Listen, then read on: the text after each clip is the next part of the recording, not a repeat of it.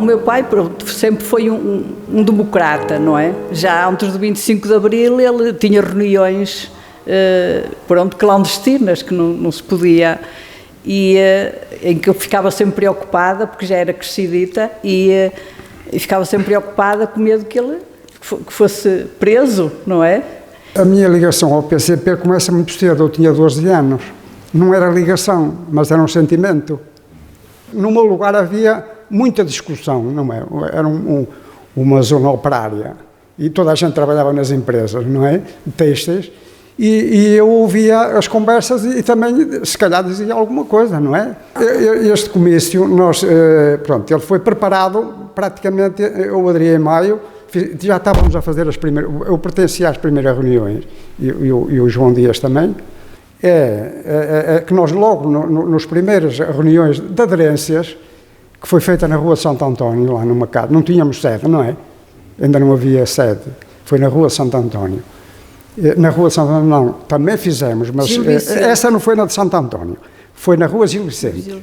E então, tivemos a preparar, o Vítor Vilaça foi até dos mais dinâmicos, que penso eu na altura, na preparação deste comício. Quer dizer, nós precisávamos de uma afirmação em Guimarães do partido.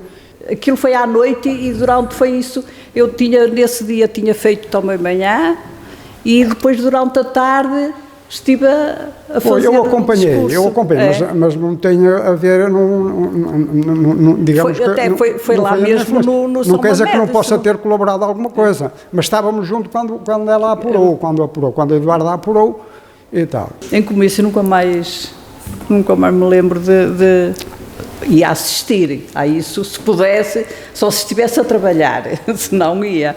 Gostava de ouvir, mas tanto ia a este, como chegámos a ir até do Partido Socialista, também eu gostava de ouvir.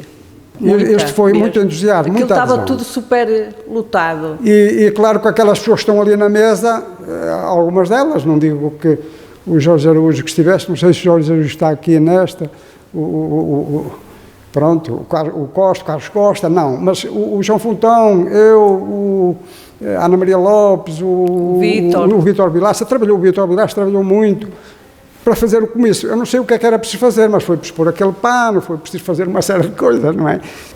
Era um entusiasmo tão grande que só quem viveu naquele momento aquilo, não é? Estava cheio, aquilo era gente e aquele fazia vibrar as pessoas, era um entusiasmo. Eu tenho a sensação daqui de afirmação, quer dizer, aqui já se via que estava tudo bem, era para andar para a frente, havia uma corrente de ar limpa, não é? Quer dizer, já não havia grandes resíduos de problemas.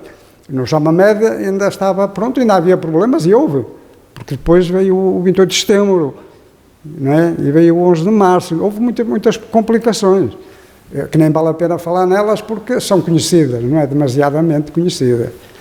Mas aqui eu penso que já começava a ficar uma força consolidada, não é? O Cunhal aqui, eu recordo-me perfeitamente.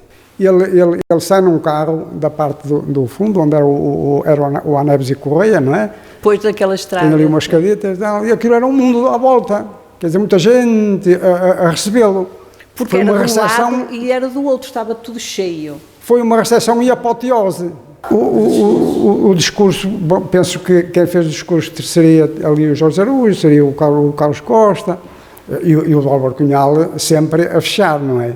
Mas com aquela mas o Ário dos Santos, pronto, o Ário dos Santos também discursou, ou melhor, ele declamou, portanto não era um discurso, era uma declamação. Ali é o Adriano, também cantou bem, portanto ele tinha uma voz forte, potente, ele próprio também tinha uma certa potência, não é? Uma presença forte, mas doce, quer dizer, ele tinha a voz forte, mas tinha doçura, uma certa doçura.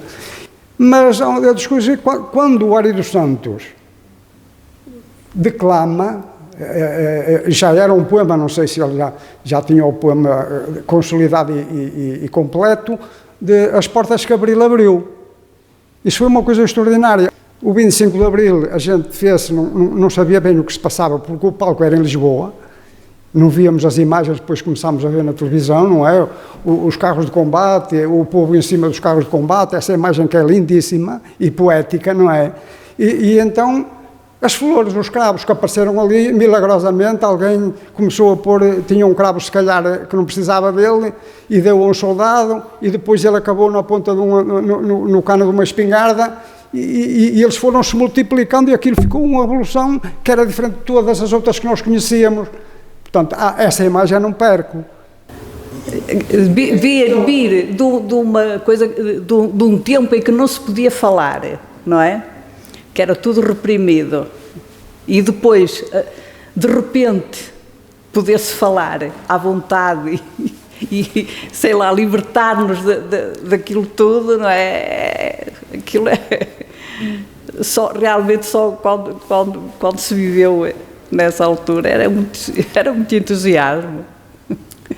Quer dizer, pensar que tinha medo que o meu pai fosse preso antes do 25 de Abril, e depois naquela altura tudo isso desapareceu, não é?